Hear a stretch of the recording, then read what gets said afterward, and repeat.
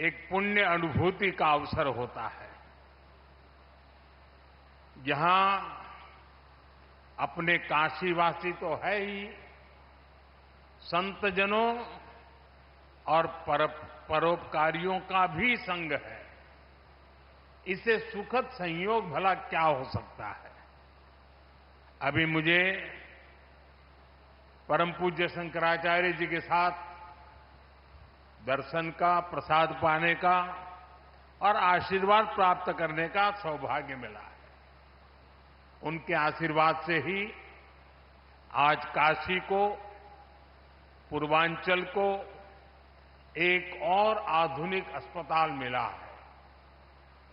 भगवान शंकर की नगरी में आरजे शंकरा नेत्र अस्पताल आज से जन जन के लिए समर्पित है।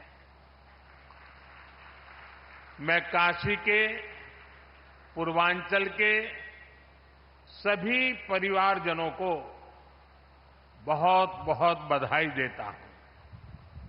साथियों, हमारे शास्त्रों में कहा गया है, तमसो मां ज्योतिर्गमय, यानी अंधकार से प्रकाश की ओर ले चलो। ये आरजे शंकरा नेत्र अस्पताल वाराणसी और इस क्षेत्र के अनेकों लोगों के जीवन से अंधकार दूर करेगा, उन्हें प्रकाश की ओर ले जाएगा। मैं अभी इस नेत्र अस्पताल को देखकर आया हूं।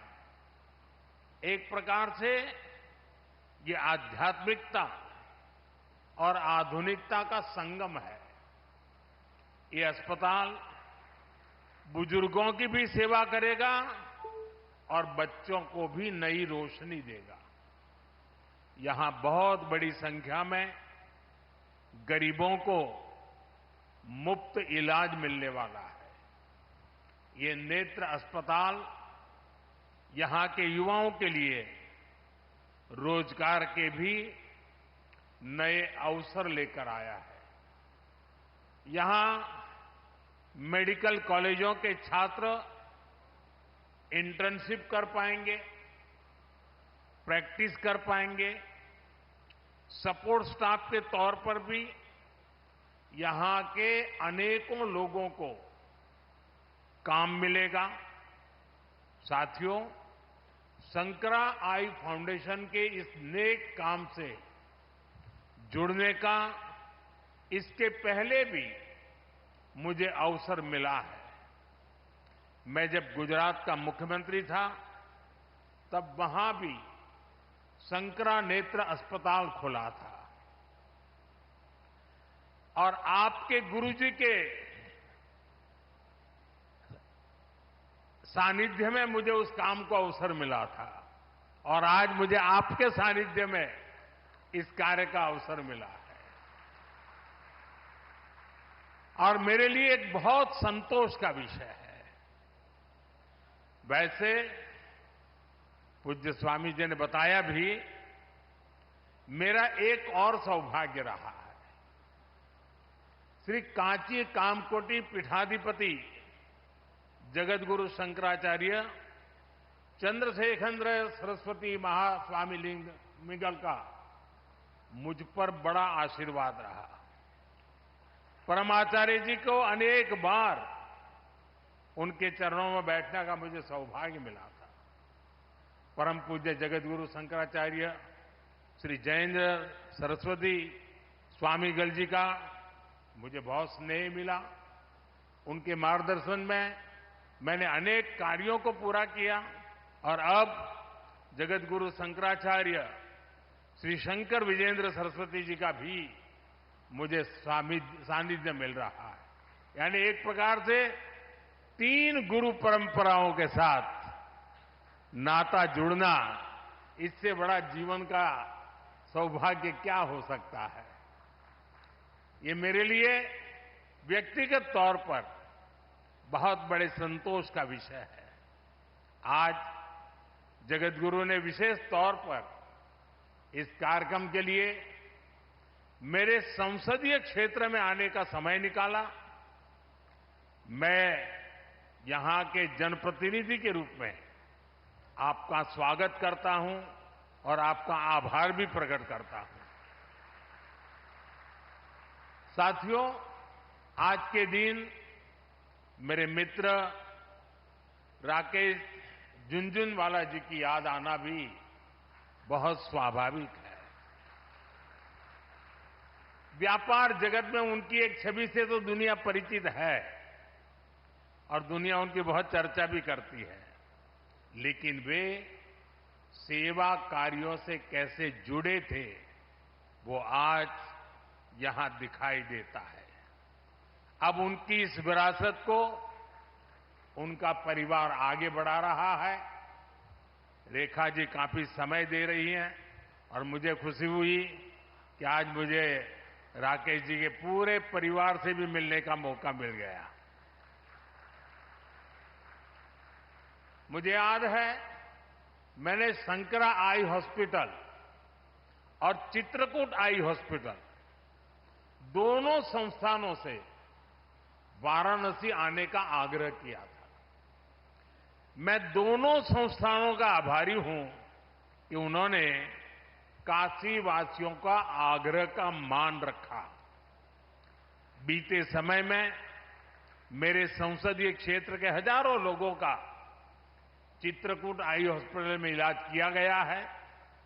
अब यहां के लोगों को वाराणसी में ही 2 नए आधुनिक संस्थान मिलने जा रहे हैं। साथियों, काशी की पहचान अनंत काल से धर्म और संस्कृति की राजधानी के रूप में रही है। अब काशी यूपी के पूर्वांचल के बड़े आरोग्य केंद्र, हेल्थ केयर हब के रूप में भी विख्यात हो रहा है। बीएचयू में ट्रॉमा सेंटर हो, सुपर स्पेशलिटी अस्पताल हो, दीनदयाल उपाध्याय अस्पताल और कबीर चौरा अस्पताल में सुविधाएं बढ़ाना हो, बुजुर्गों के लिए, सरकारी कर्मचारियों के लिए विशेष अस्पताल हो, मेडिकल कॉलेज हो, ऐसे अनेक कार्य काशी में बीते 1 दशक में हुए हैं। आज बनारस में कैंसर के इलाज के लिए भी आधुनिक अस्पताल है। पहले जिन मरीजों को दिल्ली, मुंबई जाना पड़ता था, आज वे यहीं अच्छा इलाज करा पा रहे हैं। आज बिहार, झारखंड, छत्तीसगढ़ और देश के अन्य हिस्सों से भी हजारों लोग यहां उपचार के लिए आते हैं। हमारी मोक्षदायिनी काशी अब नई ऊर्जा के साथ, नए संसाधनों के साथ नव जीवनदायिनी भी बन रही है। साथियों, पहले की सरकारों के समय वाराणसी समेत पूर्वांचल में स्वास्थ्य सुविधाओं को जमकर नजरअंदाज किया गया। हालात ये थी कि 10 साल पहले पूर्वांचल में दिमागी बुखार के इलाज के लिए ब्लॉक स्तर पर उपचार केंद्र तक नहीं थे। बच्चों की मृत्यु होती थी, मीडिया में हो हल्ला होता था, लेकिन पहले की सरकारें कुछ नहीं करती थी। मुझे संतोष है कि बीते दशक में काशी ही नहीं, पूर्वांचल के पूरे क्षेत्र में स्वास्थ्य सुविधाओं का अभूतपूर्व विस्तार हुआ है। आज पूर्वांचल में दिमागी बुखार का इलाज करने के लिए 100 से अधिक ऐसे केंद्र काम कर रहे हैं। 10 सालों में पूर्वांचल के प्राथमिक और सामुदायिक केंद्रों में 10,000 से अधिक नए बेड जोड़े गए हैं। 10 सालों में पूर्वांचल के गांवों में 5,500 से अधिक आयुष्मान आरोग्य मंदिर बनाए गए। 10 साल पहले पूर्वांचल के जिला अस्पतालों में डायलिसिस तक की सुविधा नहीं थी। आज 20 से अधिक डायलिसिस यूनिट्स का काम कर रही है, जहां मरीजों को ये सुविधा मुफ्त मिल रही है। साथियों, 21वीं सदी के नए भारत ने हेल्थ केयर के प्रति पुरानी सोच और अप्रोच को बदल दिया है। आज आरोग्य से जुड़ी भारत की रणनीति के 5 स्तंभ हैं। पहला, प्रिवेंटिव हेल्थ केयर, यानी बीमारी होने से पहले का बचाव। दूसरा, समय पर बीमारी की जांच। तीसरा, मुफ्त और सस्ता इलाज, सस्ती दवाएं। चौथा, छोटे शहरों में अच्छा इलाज, डॉक्टरों की कमी दूर करना। और पांचवा, स्वास्थ्य सेवा में टेक्नोलॉजी का विस्तार। साथियों, किसी भी व्यक्ति को बीमारी से बचाना भारत की स्वास्थ्य नीति की बड़ी प्राथमिकता है, स्वास्थ्य क्षेत्र का पहला स्तंभ है। बीमारी गरीब को और गरीब बनाती है। आप जानते हैं, बीते 10 साल में 25 करोड़ लोग गरीबी से बाहर निकले हैं। एक गंभीर बीमारी इन्हें फिर से गरीबी के दलदल में धकेल सकती है। इसलिए बीमारी हो ही नहीं, इस पर सरकार बहुत जोर दे रही है। इसलिए हमारी सरकार साफ सफाई, योग, आयुर्वेद, पोषक खान-पान, इन सारे विषयों पर खास ध्यान दे रही है। हम टीकाकरण अभियान को भी ज्यादा से ज्यादा घरों तक ले गए हैं।